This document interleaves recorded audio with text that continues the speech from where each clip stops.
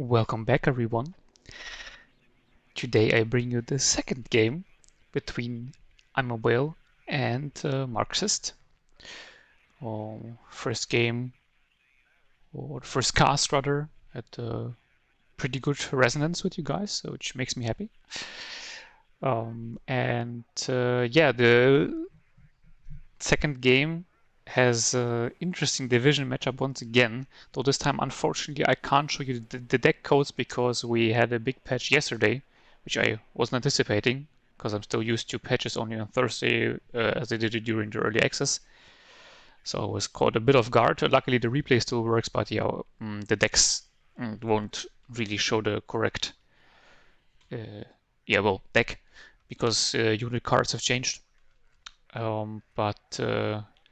Yeah, anyway, we have Imawhale on the left-hand side in blue playing the 8th US Infantry Division.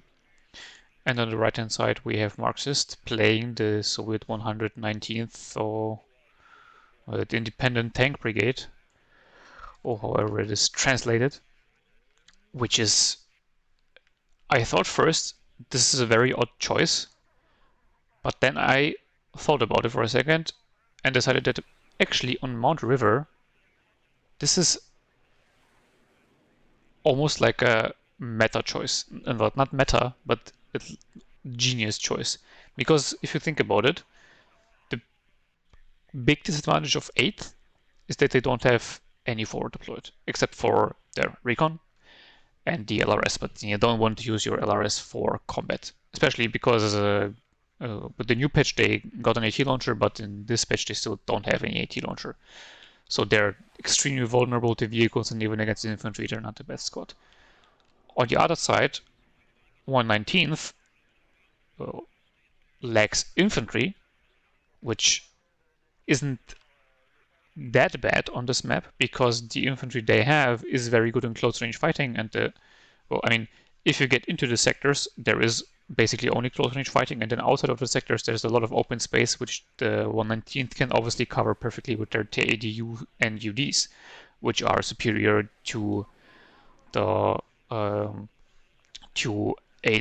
M1A1s. And as you can see, Imawhale is even bringing the M60s, which stand no chance against a TADU or UD at all. And then because you have your very, very strong forward deploy with the Spetsnaz, and then also the OP Spetsnaz, which weirdly enough don't follow up the Spetsnaz in the center, you can take the center sector early on. And then, well, you can go aggressively or defensively on the bottom side, but that doesn't even really matter because if you control the center sector completely, you are already on a +2 tick. So this is like instantly puts you in a perfect position where your enemy has to attack. The disadvantage of 119th obviously is that they have no infantry ATGMs, which kind of sucks because you can't make use of the very good tower, for example, here, and the tower on the other side of the map as well. But honestly, considering all the other tools you have available to you, I think that's a trait that's perfectly fine. So yeah, after talking about the theory, let's look at the deployment. 2 Spetsnaz and 1 Spetsnaz GRU going to the bottom side, deploying like fairly aggressively. The Spetsnaz GRU is deploying a little bit further back, and both Spetsnaz going offensively. Then again, the same deployment going into the center. We have that followed up by an Igla deployed weirdly for some flank defense, I guess because of the game before where there was a lot of mobile helicopter action. Marxist wanted to make sure that doesn't happen again, though to be fair, 8th isn't really known for that. Then Estrella 10M going to the center, though also fairly defensively, don't really know why. Tunguska, T80 BVK, and BRDM Concourse. Well, the T80 BVK actually going to the bottom side, but the Concourse vehicle and the Tunguska go to the center.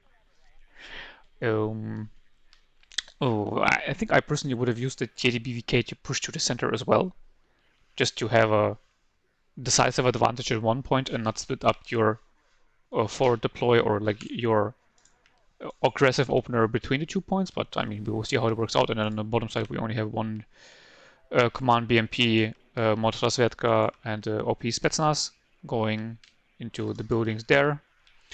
Yeah, it makes sense to only have a very light deployment on the top. I also do that because you only have the one pointers. Like through all the time, I have come to like Mount River a lot more than I did before when it was introduced, which isn't hard because I hated the map. And I still think that like side areas are just stupidly big and absolutely useless.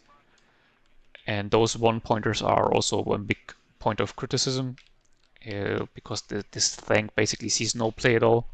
But in general, it is definitely better than 2 lakes, and it was a weird choice to take out Mount River but leave 2 lakes in. Well, anyway, let's look quickly at the deployment of Imawhale. Scout, scout, scout, scout. No LRS, which was a weird choice. Also, getting into this building is always risky as a blue in the beginning because you can get sniped on this road here. And a little bit of an heavier deployment at the top side because of the Recon Bradley, though, makes sense, just in case, and the Stinger. So it's a heavy deployment, but it's a deployment that works. Scout here getting stuck. Oh no, actually, he reroutes them. So good decision, even though like there was nothing actively countering him right now, but still better decision to make. Bradley. Oh, is it because of the new sound thing that everything seems so silent? Or has it always been this silent? I'm actually not sure. Yeah, let's see how it plays out. Anyway, Ito also going in to the center. Stinger. Command Jeep in the bottom side. Just 3 Stingers actually. Well, I mean, that makes sense because 119th can also do a fairly aggressive helicopter start. And then 2 engineers and a mech rifle dragon. If I mean, he does have a TOW with the Bradley at the bottom side, so I guess that makes sense. Though the problem is that the engineers are basically one of the best infantry squads in close range, except for when they fight against Spetsnaz. This squad basically hard counters the engineers. So not sure about that play. Though I guess he has the M60s in the back for some fire support. So maybe that's why he took the M60s, even though I still am not sure whether this is the right play against the 119th. Brings in an M110 very early on. Good thing, because the Mount River is such a narrow map. As I said, like, you basically never play anything on this side, so it's only this flank here, right? And 2 long-range AA pieces completely counter any airplay and even medium-range air defense, like the Tunguska, make it impossible to do anything with air. So early artillery investment, the right choice to make. And yeah, you can see there the engineer squad instantly got deleted and Spetsnaz barely even took any damage. Though they will need to get resupplied now because they've used all their RPOs. And there is a... I mean, Imawhale now has a pretty decent tank advantage, though with the T80 BVK coming in now. If he snipes the Bradley, he has an advantage again. And he is on a +1 tick because Imawhale only had the MUD CP. Not the MUD... Yeah, it is the MUD CP. That only captured the one rear zone there, but then wasn't able to drive into the center zone because it was already captured by his enemy, and the top, there was no command for the top zone. And obviously he wasn't able to get into the center because Marxist has full control of the center. So that's pretty much what I said in the beginning. Early pressure, T80BVK taking out the Bradley, a bit unfortunate at engagement range.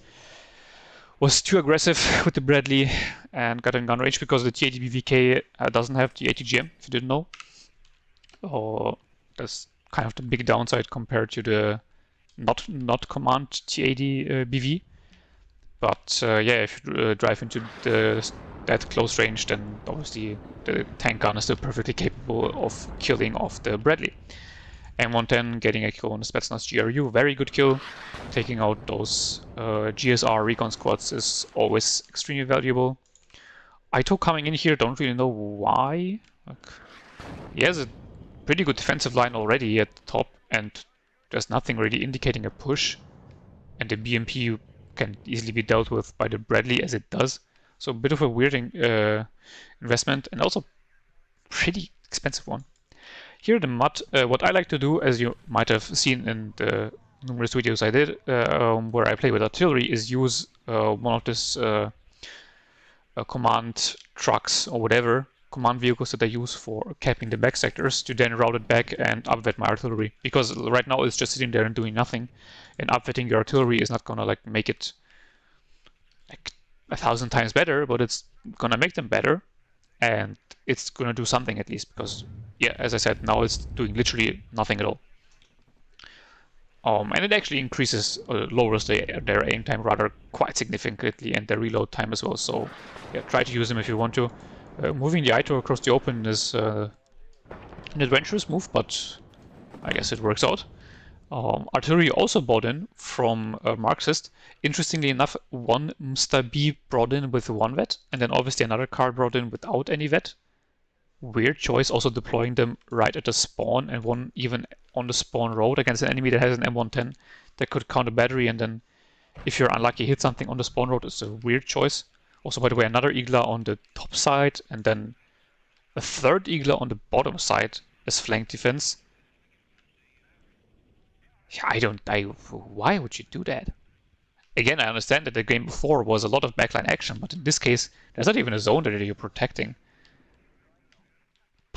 I don't know. Well, maybe it will pay off. I mean, in the game before, I also said that helicopter commands are dumb, and then Imawhale basically won the game by using the helicopter command to capture his zone last second. Though Marxist surrendered before it, so I'm still not sure whether he would have actually won or if that would have been a draw. Ito coming in very aggressively. That's way too far forward, but luckily the T80BVK is shooting at the M60 and the Ito gets through actually. That was lucky. IHawk being brought in, which is also a weird choice considering 119th is known for having basically no strike aircraft that are really worth it. One OP Spetsnaz going down at the top side. Don't really know why you would target that if there's nothing to attack, but well, I guess. Spetsnaz fighting against the engineers, and you can see the engineers, even 2v1, stand no chance, especially if they're not in satchel range. Toe Cobra getting in a bit too close and dying. Oh, that's a painful loss. Though one supply vehicle dying on the other side. Spetsnaz being hit by the M110, I think. No, was this a satchel? What hit that so hard? Must have been a satchel then. T80BVK actually on very low health, but still alive. And Marxist, most importantly, is still at the +2 tick without even having the fact that he hasn't captured the center zone, because the BMP that was on the top side was driving through here, which is, I understand the logic behind it. He wanted to capture it as quickly as possible, but going through here is always very, very dangerous if you don't have control of the opposing village. So driving through the backline would have been longer, but he wouldn't have had to invest into another T80BVK, so, you know, it actually would have been faster. Now, why was the T80BVK pushed forward at like 1 HP? That wasn't a good decision. So that goes down to one of the numerous ATGMs that are here now. Imawhale having the Ito and the TOW2 in his deck. It's a, I think, good idea playing against 119th. You want to have as many ATGMs as possible. And the Ito is a very good ATGM. I still rather take it over the TOW2 because it has more availability. Even though in the newest patch it was nerfed to only 4. But still, it has better availability than the TOW2 and doesn't perform that much worse. M60 on the bottom side getting killed, though TO55 dying in return, though, you know, TO55 isn't really a worthwhile trade. Also, a weird place to use the TO55, like, why would you use it in the open here? A TO55 engagement range would be here, or something. And actually, Marx is bringing in the Su-24 LGB that instantly gets hit by the IHawk. Very weird choice, especially because they are, like, in this patch, they were still super giga trash because they have a turn radius of a locomotive, or I don't even know what. Oh, T80 UD gets sideshot by Ito. Smoked way too late and to the wrong side. horrible loss. What was it doing? Driving down the center. Spetsnaz also in a bit of a weird spot because it can't spot. They're in a weird spot where they can't spot, lol. Stuff behind the building here. Ooh, yikes. That's very bad. Though Marx is still at a +4 tick, so I guess he doesn't particularly care. And Imawhale trying to get a push going, but artillery being a bit silent should have been used on the Spetsnaz a long time ago. And just in general should have been used more aggressively. But yeah, the IC-24 had a very, very bad turn radius before the latest patch, and even then it's very questionable how useful it actually is, considering that it flies lower than F-16, for example, or the F-111 LGB. It flies apparently a bit higher than the Tornado, or like, I don't know, it flies higher than the Tornado, and turns basically the same. But the thing is, it's also more expensive, and you only get one per card. So it's a very expensive in from an activation cost point of view. So I still think it's not worth it, honestly. Like, yeah, it is a giant LGB, but what's the point in that? Mostly you're gonna target, you know, a single building or a unit that you want to kill, and there all the other LGBs are perfectly capable of killing them already. Even the F-16 now, LGB the damage got buffed. And the reload time, by the way, finally got nerfed. Took them long enough. They can almost consistently one-tap heavy MBTs now. So, you know, you have a lot of firepower that is a bit of overkill, and then with the activation slots and everything. So yeah, I really don't see the usefulness of that. Toju misses the Strela 10M. Very unlucky for Imawhale. Yeah, by the way, still not in the building, though I don't know whether in this case it was like intended or not. If it's intended, then it's a like low-key genius. Even though it misses again against the Strela 10M. Man, that's very sad. The OP Spetsnaz, by the way, engaging on his own. That's definitely not where you want to use them. Spetsnaz almost killed. Both of them almost dead. Maybe? No, artillery ran out. That sucks.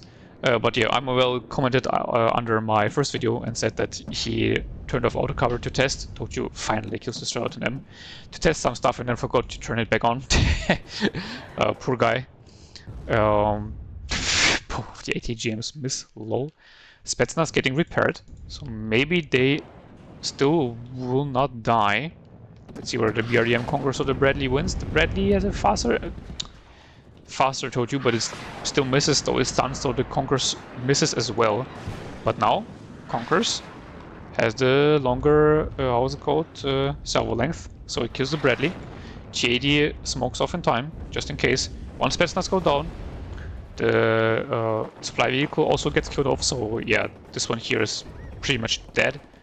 The MUD-CP finally gets in, but even if he captures the zone, that only, like, alleviates the pressure, but it's still there. Marxist will still be at a +2. A little bit of a push coming on the top side. Actually not that bad, because the OP Spetsnaz at this range won't be able to do much against the M60 or the Bradley. The Mech Rifles Dragon should be able to clean that up fairly easily, especially with the fire support from the Bradley and the M60. Another fire team Mech Rifles Dragon coming in. And in fact, there's only a TO-55, which again won't be able to do much at this range. Quite a few losses on the bottom side. Mi-24K also being used. Haven't seen this unit in a long time. Since it has been nerfed to 1 per card. I'm honestly not sure whether it should be put back up to 2 per card, because you basically literally never see them at all. As I said, this is the first time I've seen it in a long time. So yeah, this unit is like the pivots, you know, they nerfed it because it was a bit too strong, but then they basically nerfed it out of existence in the game, at least in even semi-high level 1v1 play. And yeah, as I said, on the bottom and the top side, the attack is going very well for Imawhale. But there's, well, never mind, there's the command at the back, but still he has to fight through all of this. Even if he doesn't have to fight through all this, he has to go through all of this. Oh, OP Spetsnaz almost gets a shot on the M60. Well, he gets a shot that misses. That would have been painful. And now we're using 2 helicopters. Well, he actually takes the Mi-8, the Escortney, which is a cool little helicopter in my opinion. Since the S-24s got buffed so that they actually hit something. And having 2 R-60s is pretty cool little self-defense. And another Mi-24K coming in as a bit of backline or like quick support. F-16 gets hit by AA, still circling, finally gets retreated. Though I think I would have preferred a Mi-24K and a helicopter with some sort of cocon against the M60. But well, we will see how this goes. On the bottom side though, Imawhale's push has been completely taken care of. I guess the helicopters did their job. Now we have 2 Pulimechki coming in. 1 Motostrelki BMP is already in Imawhale's sector again. F-16 dives in super deep and just gets killed. Su-27 at the top, I guess, got a missile off on the F-16 and survives, so that's very important. Tu-55 is somehow still alive. Macro Dragon not in the building, though I don't know whether they might be hiding from the helicopters. TADBVK goes into the sector on the bottom side, so that will put Marxist on a +4 again. And yeah, 2 Mech Rifle Dragons now pushing in, but there's no command to back them up. There's not even any command on the way, so the 1 command on the top side, and that's also very far back. Like, there's only 1 Tu-55. Both helicopters are empty and have retreated. But the push is very, very slow. And he only has 3 minutes left, 3.5 minutes. The center sector has, by the way, been pretty much completely silent, which is an interesting choice. Like, I think rather than wasting, well, like, not wasting, but using resources on the bottom side to capture a 1-point sector, using them to capture back the center sector to completely eliminate the tick, for Marxist would have been a way better choice. So, you know, giving up this territory here is a lot better than giving up the center, in my opinion. Helicopters have been rearmed now, so they are back firing at Imawhale's infantry that is just moving over the open, which is another big problem of attacking the top side. Like, you will eventually have to push over this giant open field. Like, he has 1 Stinger in the back, yeah, sure, but he will have to move it up further to give himself some support. And that's not going to be enough against 3 helicopters and an Su-24 LGB, which goes for the TOW. That's what I mean. Like, you're using a 240-point LGB with 2 giant bombs to kill off a TOW team. Like, you might have as well used the F-16 that would have been faster, flown at higher altitude, and was more nimble at the time. Now they have the same turn radius, which is a bit stupid. But the F-16 LGB will still be like twice as high, almost. So yeah, I don't really think it's worth it. Though 1 Mi-24P dying and the Mi-8 also dying, so he might actually be able to get in. But now he has only 1.5 minutes left, and this will still have Marxist at the +2. So I don't know what, and there's no command for the bottom side, I think. Is there any? I don't think so. Even if he pushes into this, there's nothing he can do. And there's not enough time for a command to arrive, I think. Though, if he captures that back, he might have just barely enough time for a MATCP to arrive at, what point is that even? Alpha. So it's very unlikely, especially seeing as the MAT is still not being brought in. And he apparently doesn't have any helicopter command this time around. Yeah, that's 2 minutes. Okay. But that's not going to be enough. And now there's a TADBVK and a TADU. Like, all the infantry is dead. And most of the support is dead. But that doesn't matter, because, especially now, you have a TADBVK pushing in to the top side again. And the TOW died. The Stinger is, by the way, again not in the building. Poor Imawhale. LGB coming in, loses target, I guess, and yeah, now he surrenders because there was no way for him to get back in. Very sad, very sad. Though, I mean, in this case, Marxist had a very, very good strategy. Got to give it to him. I'm just sad for Imawhale because I feel like, if he would have had his auto cover turned on, game would have been a lot, at least easier for him. But in this case, the auto cover wasn't the deciding factor. Marxist just had a very solid strategy for the map. Don't know who countered pick 2, to be fair. But yeah, 119th on Mount River is pretty decent, especially against 8th. So yeah, bringing out, or both players bringing out artillery this time early on. Pretty funny considering that in the last game it took them forever until the last few minutes, basically, especially for Marxist, to now for both of them bring the artillery out super early. And as I said, I think that's a decent choice on Mount River. Though you can see the M110, yeah, kill this is really, really not impressive. Spetsnaz, OP Spetsnaz and a supply vehicle. The other M110, yeah, got a, well, T80 BVK is a good kill actually, and a BMP one piece, whatever.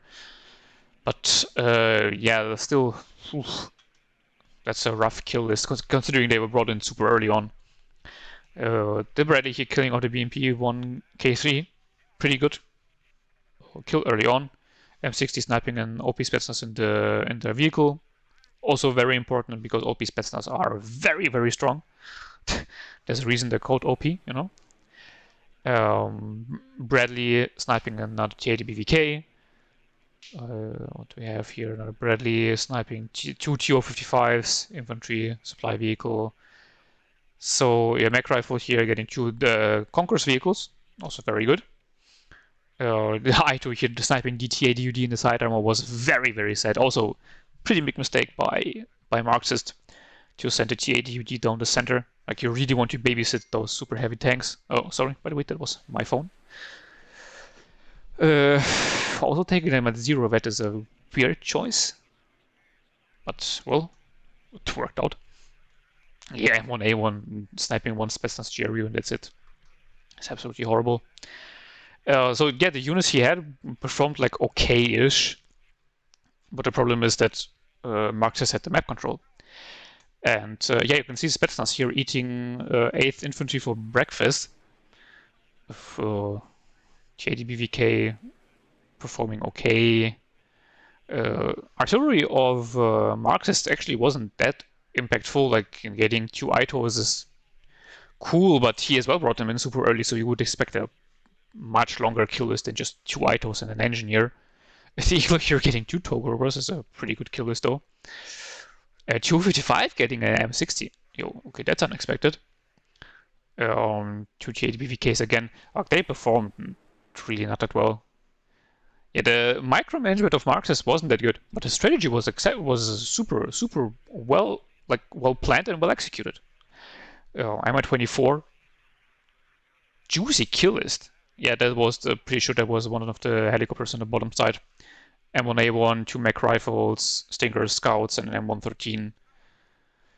Jesus Christ, that thing really, really wiped the floor. Which is weird. Like 8th has the Chaparrals as well. Like 1 Chaparral and maybe 1 more Stinger, and that would have been an easy game.